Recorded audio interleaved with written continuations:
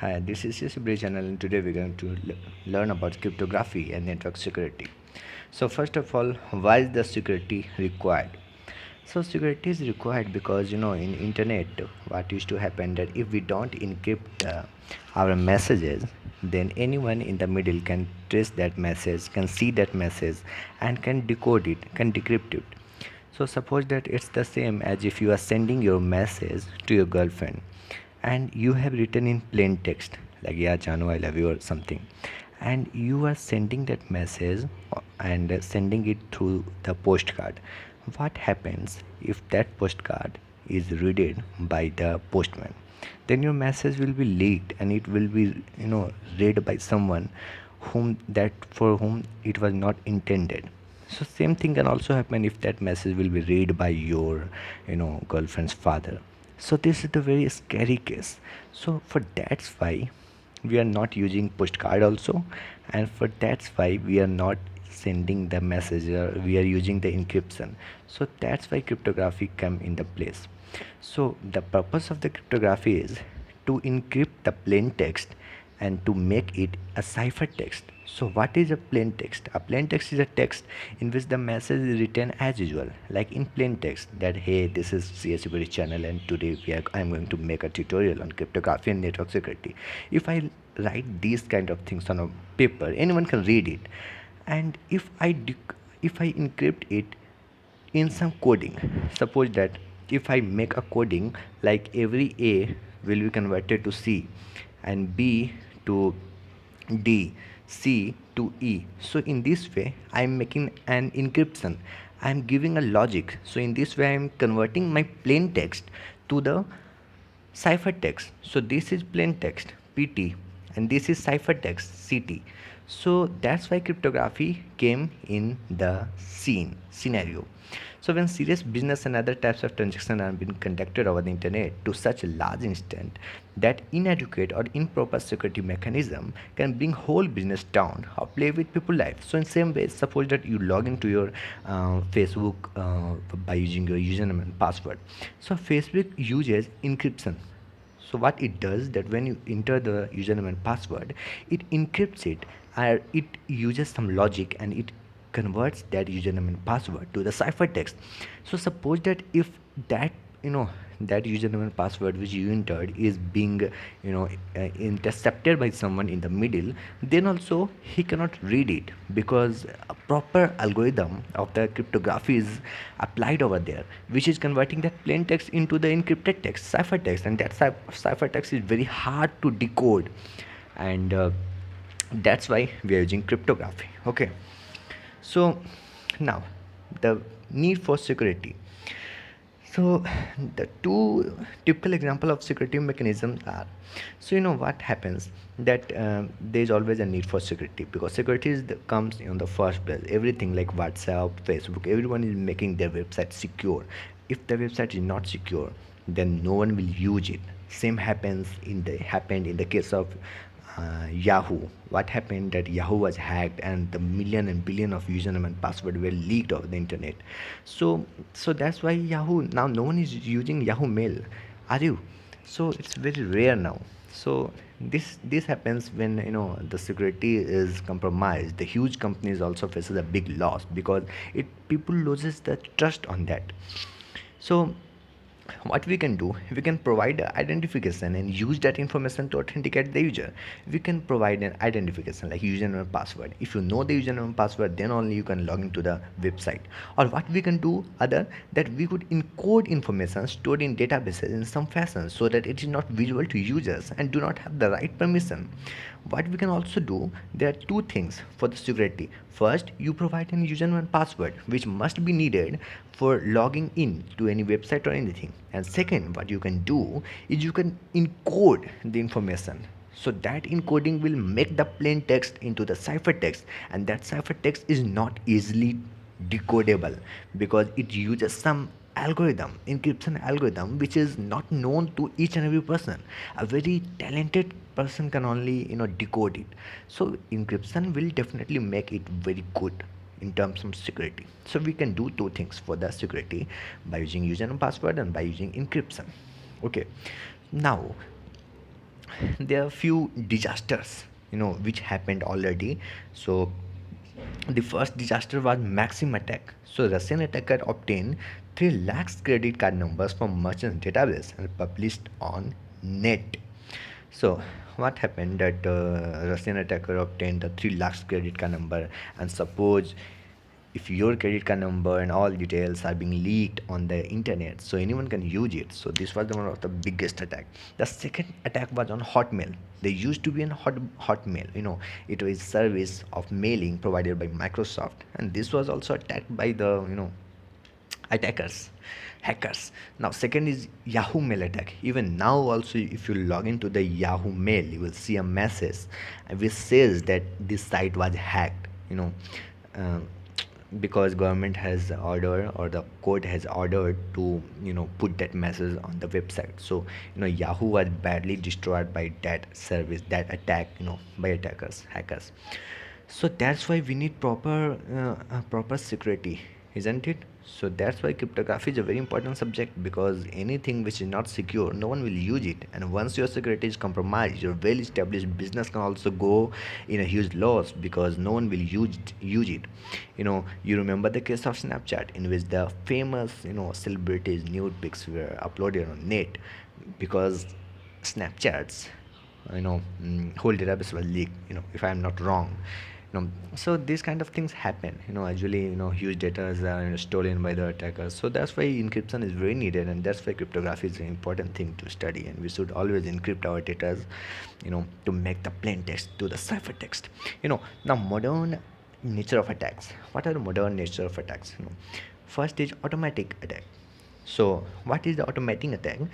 Automatic attack strategy is steal 20 rupees from a million of account. So what you do, that you steal few money like 10 rupees, 20 rupees, but you steal from millions of accounts. So that means if you're stealing even 20 rupees from millions of accounts, it will be a huge amount, and even user will not bother about it, because 20 rupees, if deducted from your wallet or from your account, so no one cares. Everyone thinks that there must be something happening, or some charge must be there, so that's why 20 rupees is deducted. Now second is data mining. So collecting huge amount of personal information of users and selling. So what Google and other websites does, that if you enter your personal details, they will sell it to other person who is interested in buying your details. So that suppose that you are using internet, you are using Google, and you are searching for all your goods, all your favorite things which you purchase, all your shopping habits, and those all shopping habits and all your personal details like mail and phone number and each and everything is stored by Google, and Google sells it in a huge price, because merchants will buy your details and will advertise their products on basis of you know your hobbies. So that's why they can sell their products very well. Now third is digital attack, transferring money from account by stealing credit, ATM information. So this is the digital attack. So there are three kinds of modern attack, so these are the basics of the cryptography system. Now there is a trusted system. What is trusted system? A trusted system is a computer system that can be trusted to a specified extent to enforce a specified security policy. So trusted system is a system which can be really trusted and is very secured. Now, what are the security models? So what are the security models which we can apply? The first is no security. You don't apply any security. You just leave everything on God. If the attacker will attack, it's your luck. Okay, second is security through obscurity. So let no one know about its existence. So suppose that you have a computer, and in which you are storing the database of the thousand of students or thousand of customers, and you let no one know, that you have a computer, then how will they attack it? So security through obscurity. Now third is host security. Security for each host, that is enforced individually. Suppose that you have 100 computers in a lab, then you apply security mechanism for each computers independently. So this is the host security. Now fourth is network security. So control network access to various hosts and services rather than the individual host security. So you apply security in the whole network which you have and not on each and every host individually. So this is called the network security. So there are four models of the security: no security, security through obscurity, host security, and network security. There are four models. Now, so this is now the important, very very important. This will come in exam of your semester or anything. Now, principles of security. This is an important point. So there are four main principle of the security. Okay, first is confidentiality. Okay, so only sender and intended recipient should be able to access the content of the message. It get compromised if an unauthorized person is able to access the message. So confidentiality of the message says that only you, only this person, okay, and this person, if he is sending message to her, then only she read that message and no one other, no any postman, no her father. So only two person can see that message, one who is sending and other for whom that message intended. Okay, now if someone goes in between and is able to track that message, is able to see that message, then that is called interception. So if a message is intended for the two users and if someone goes and attacks and sees that message, that is called interception of message. So if I will intercept, I will read what they are communicating. Okay, now second is authentication. What authentication says that it ensures the origin of electronic message or document is correctly identified. If A is sending message to B, then B should ensure that it is A only, not someone else trying to act like A. Authentication. So authentication policies, principle of authentication says that if someone is sending message to someone, if A is sending message to B, then B should ensure that that message from A and not from someone else. Suppose that same thing happen if you are the customer and if someone sends you a mail acting as if he is your bank. Okay, if that is your bank, suppose SBI is sending me a message and I'm thinking that that is SBI and I'm giving him the mail, I'm replying to the mail, replying back my password, but that message is actually not coming from the SBI but is coming from a attacker. Okay, so that is called fabrication, fabrication of the message. And I should really ensure that that message from SBI, before replying to any message, I should ensure that that message from the genuine person, so I will authenticate it. So this is called authentication. So first important principle is confidentiality, that message should not be compromised, and the second is authentication, message should not be fabricated like it. So what it does, it establishes proof of identities. It ensures that origin of electronic message or document is correctly identified. Now, third is integrity. What the integrity says that when contents of a message are changed after the sender sends it, but before it reaches the intended recipient, we say integrity of the message is lost.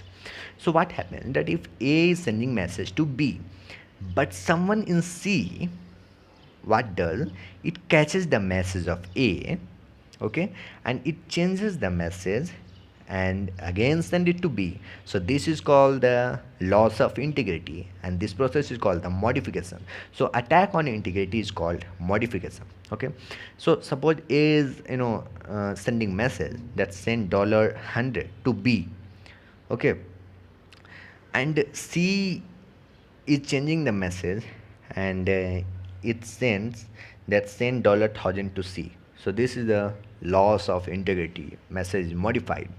And the fourth is non-repudiation. So what it happens that if A is sending the message to B, okay, and B told that yes A, I have received that message, okay, but A is sending that I have never sent that message you claim to be received.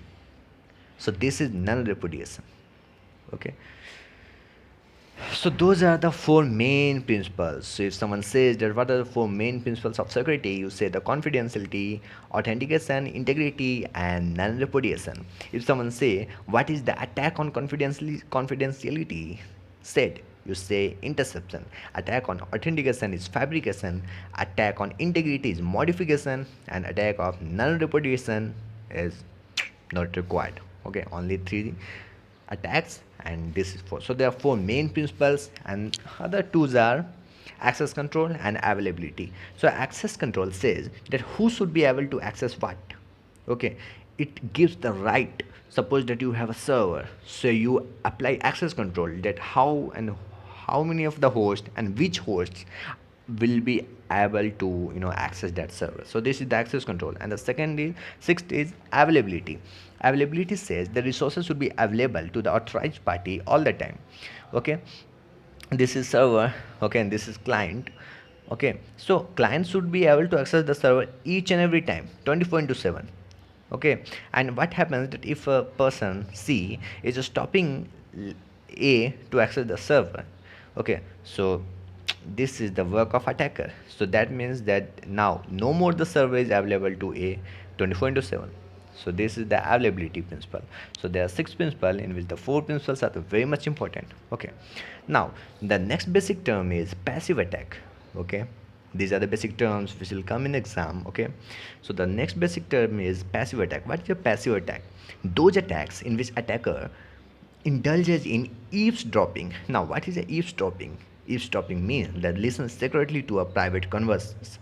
So if you are talking to someone, okay, like you are talking to your girlfriend, and his father also have a receiver in his hand. Okay, now you are talking to your girlfriend that Babu son, I have done this, I have written this, let's go for a party, okay, tomorrow. And his father secretly listens to your messages on the receiver which he has. So what will happen? Your plan is definitely going to be compromised, and you are going to have a big trouble. So what passive attacks does, that these attacks, okay, indulges in eavesdropping or monitoring of data transmission. The term passive indicates that attacker does not attempt to perform any modification to the data. Attacker will not do any modification. Okay, her father will not do anything. Okay, he will just listen to what you are saying. So this is called passive attack, but he's not modifying the message. So this is the passive attack, only eavesdropping. Okay, like secretly listening secretly to the private conversation or monitoring of the data transmission and not changing the data. It is called the passive. So that's why it is called passive.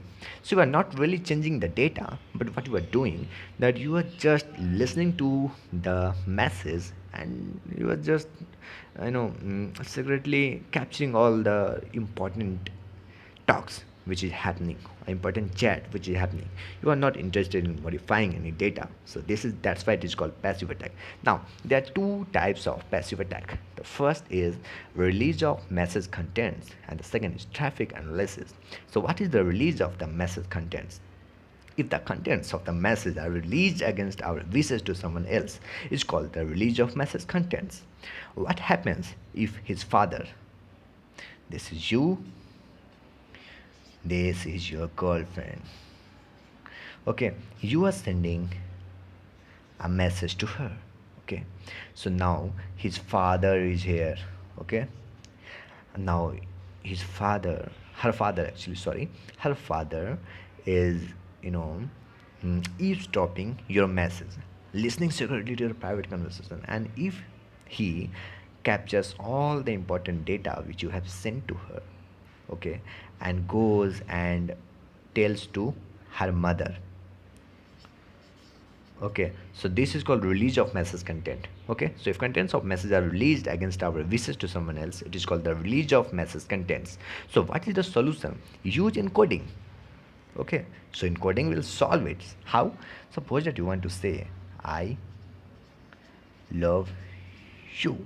So what you can do, that you already tell to her that my I means J, my L means M. So what you are doing, you are stepping up by one place each and every character. So one place after I is J, one place after L is M, one place after O is P, one place after V is W. So you step up each and every character by one place. So this is what is called encryption. You are converting your plain text to encrypted text, and that encrypted text will not be seen. Even if it is seen, then will not be understood by her father. So release of message content can happen. So encoding is the perfect solution to it. Now the next is traffic analysis. If encoded messages are decoded to come up with likely patterns. Now traffic analysis is more advanced form of attack. So even if you are using encoding, the traffic analysis will do what?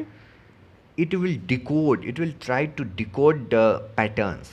Okay, if his father is brilliant enough that, oh, so he's writing JMPV, if I step down one place I can get the message. If he's brilliant enough, then he can catch you. So traffic analysis does that. So pray to God that his father, actually her father, does not knows traffic analysis. So there are two kinds of passive attack. One is release of message contents, and another is traffic analysis. So I think that you have got what is passive attack. So attack in which user just eavesdrop the message but not modifies it. Now active attack, based on modification of the original message in some manner or in creation of the false message. So now active attack is not that much, is very bad. So what it does, it even modifies the message. Okay, so what happens that if you are sending a message to girlfriend that I love you, but someone modifies it and sends it again, I hate you, I don't want to see your face again. Okay, so this is kind of active attack. Actually you have sent it, I love you, but someone is changing that message, and very bad is going to happen with you. So this is called the active attack. So there are three types of active attack. First is masquerade attack. Masquerade attack. So what happens that when an unauthorized entity pretends to be another entity, is called the masquerade attack. What happens that if this is A, okay, this is B, and if someone who is C is sending him message, okay, and it is pretending to be A, this is his C, but he's pretending to be A. B is thinking that message is coming from A, but actually message is coming from C. So this is called masquerade attack. When an unauthorized entity pretends to be another entity, is called a masquerade attack. Okay, now next is modification. So there are two kinds of modification attack. First is replay attack, and the second is alteration attack. So what the replay attack does, if A wants to send money to user C bank account, user A sends request to bank B for fund transfer to C, which C captures and resends the request to bank B. Thus bank will do double transfer. So what is happening that A, okay, wants to send money to C. A wants to send money to C. Okay, so he sends the request to B for bank. Okay, he sends money to B and says that transfer $100 from my account to C. C is actually capturing that message somehow. Okay, and what he does, see that he will capture that message and again he will send that message to B. Okay, so bank will do double transfer. Okay, so this is called the replay attack. If A is wanting to send money to C bank account, user A sends request to bank B for fund transfer to C, which C captures and resend the request to bank B. So C will capture the message. Once already one transfer is done, now C will again capture and again send that request to bank B, and bank B will think that that message is coming from A only again. So bank B will do the double transfer. So this is called the replay attack. Now alteration attack involves some changes in the original message. You simply change some message. If so this is called the alteration attack. Like I love you, it changed to I hate you. So this is alteration attack. Okay, and the third is denial of service. Okay, denial of service is very, very important. Okay, so what happens that these attack attempts to prevent legitimate users from accessing some services which they are eligible for by flooding the network. See, so what attacker does, it flooding it uses flooding, so it floods the network so that even the legitimate users is unable to access it. Suppose that this is the server, okay, and this server can handle only two requests per time, two requests. Now I am attacker, I will make 100 of false requests, okay. So I will send 100 of false requests to server, and server will jammed. So server will not be able to process those amount of requests. And he is a legitimate user, he really needs this some information from the server. Even his request will be discarded by the server because server is jammed by the attacker. So this is called the denial of service attack, that the server will deny the service to even the legitimate user. Why? Because it is already being flooded by the false request by some attacker. So this is called the denial of service. So there are three types of active attack. Active attacks changes the message. It does not only eavesdrops it but also changes. First is masquerade, unauthorized entity pretends to be another entity, modification, replay and alteration, and the denial of service. So these are the active attacks. Now, program that attacks, okay, virus. So virus, what is virus? A virus is a piece of code that attaches itself to the legitimate program code and runs when legitimate program runs and causes damage to computer system or network. So suppose that a virus is attaching itself to a software, okay, like suppose that you have downloaded software key generator. So it generally attaches itself to those kind of software which are already pirated, like downloading something from torrent. So torrent usually attaches those kind of viruses, like keygens or anything pirated softwares contain those viruses. And if you run that keygen, then that virus will also run, okay. So this is called the virus, and virus usually is a very bad thing because it will try to capture some information which is not good for you. So it will capture your password or anything, and it will send to the someone who is making that virus. So this is called a virus. The second is worm. What is worm? A worm does not perform any destructive actions and instead only consumes system resources to bring it down. So worm, the difference between virus and worm. A virus will do some problem to your computer. Problem in the sense that it will try to damage something, like it will damage some drive, or it will try to damage the operating system.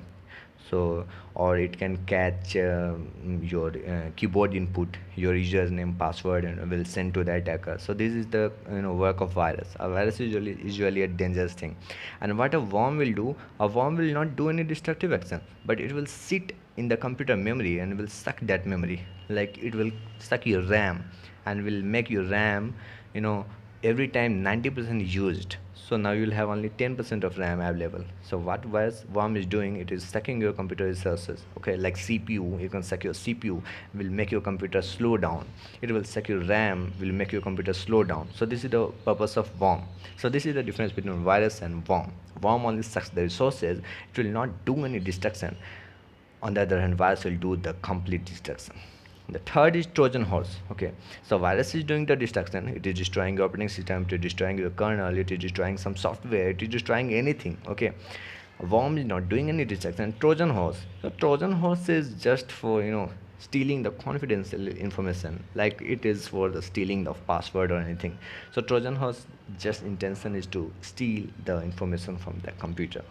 Now, how to deal with the viruses? The first step is detect the virus. The second step is identify which kind of virus is that, and third step is remove using some proper antivirus programs. Now, specific attack, this is also very important, comes in exam. The first attack is packet sniffing or IP sniffing or IP snooping. So what it does, it is a passive attack, okay, on ongoing conversation. An attacker need not hijack a conversation but instead can simply observe packets as they pass by. So this is called packet sniffing. So what packet sniffing does, suppose that this is the sender, this is the receiver. So your message is sent packet by packet on the internet, okay, stream of packets. So packet by packet your message is going to the receiver. So what the hacker will do, it will observe what is in the packets, okay. So this is called packet sniffing, okay. It will observe each and every packet, ongoing packets. So this is called packet sniffing, and can detect and can get the proper information, or can get the secret information which you will never want someone to have it. Okay, this is called packet sniffing. The second is packet spoofing. So attacker sends packet with incorrect source address. When this happens, the receiver would inadvertently send replies back to the forged address and not to attack. There could be three possible cases. So what happens that in packet spoofing, that someone is attacker. Okay, so what he will do, that he will send message to the, if A is sending message to B, okay, and A is sending any fake, A is actually doing that, it is sending fake source address. So what B will, suppose that his mail is a dot gmail.com, a.gmail.com. So he will send to B by changing it mail to xyz.gmail.com. So B will think that message is coming from xyz.gmail.com. Okay, so now B will reply to xyz.gmail.com and not to a.gmail.com. So this is called packet spoofing. So now there could be three possible cases. Attacker intercept the reply. Attacker can, if B will reply, attacker can intercept that reply. Okay, attacker does not see the reply, because second case can be possible is attack, if the receiver is sending a message, replying the message, so it is not going to him because it is going to xyz.gmail.com, because the receiver is thinking that message from xyz.gmail.com. So attacker may not see the reply, or attacker may not want to see the reply. If maybe there could be intention of attacker only to tease the receiver, only to make receiver worried. Okay, suppose that if you are sending message to the B, receiver B, if any attacker is sending message that your bank account is having zero balance, and receiver's bank account have 1 million rupees, so receiver B will get panicked. So this is called packet spoofing. Now third is phishing attack. So what is phishing attack? So making an identical look-alike website to catch username and password by sending the link of the duplicate website. So what is a phishing attack? Phishing attack is usually actually the attack in which what happens, that suppose there is a facebook.com. So what the attacker will do, that it will make a look-alike of facebook.com. It is not actual facebook.com, it is a look-alike of facebook.com by using the proper HTML and JavaScript codes. Okay, and he will send these look-alike of the website to the victim. Victim will think that this is the real facebook.com, and he will try to log in by using his username and password, and as soon as he will log in the username and password by using username and password, that username and password will send to the attacker. Okay, so this is called phishing attack. So phishing attack will make a look-alike of website and will send to the victim, and victim will think that it is the original website, and log in by using the username and password, and that username and password will send back to the attacker. So this is called the phishing attack. Now fourth is farming attack or DNS spoofing. So what is the farming or DNS spoofing? So changing the DNS entry so that domain xyz.com redirects to a changed IP and not to the real one. You know that what is a DNS? DNS is the domain name system. So what it does, that suppose that if you type google.com in your Mozilla Firefox browser, so first the web browser will consult to the DNS. Okay, DNS is usually available with the network provider. Okay, so DNS, in the DNS record, in corresponding to the google.com, there is an IP address. So computer will look that DNS and will then try to connect with the IP address which is corresponding to that domain name. And if you somehow change the IP address corresponding to the particular domain name, then even google.com will direct to some other fake website or other website. So this is called the DNS spoofing. So you are actually changing the DNS entry so that any website xyz.com or google.com is not connecting to the corresponding correct IP address, but is connecting to the fake IP address which is entered by the attacker. So this is called DNS spoofing or farming attack. So these are the important attacks